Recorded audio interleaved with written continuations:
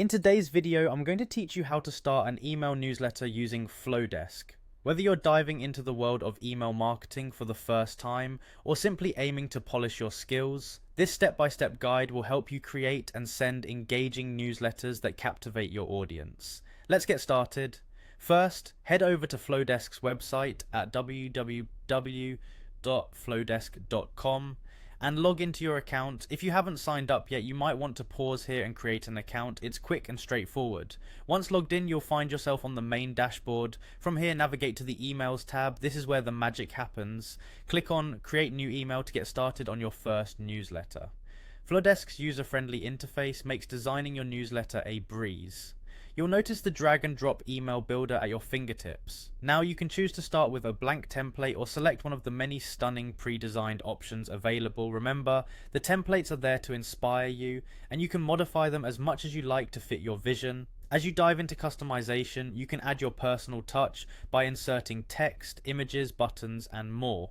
Flodesk allows you to change fonts, colors, and layout, ensuring everything aligns with your brand's aesthetic. This personalization is what sets your newsletter apart, so take your time to get it just right. Now think about the content. Your subscribers want value, so consider including updates, tips, insights, or news related to your niche or industry.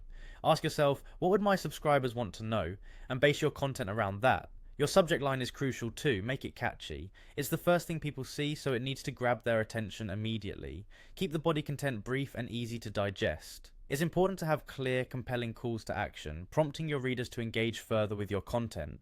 Once you have your newsletter all set, you might wonder how to grow your audience. One great way is by adding a sign-up form to your website. Back in Flodesk, switch over to the Forms tab and click on Create Form. Here you can customize your design and add the fields you need, such as name and email address. Once done, embed this form on your website or share it across your social media platforms, inviting people to join your newsletter.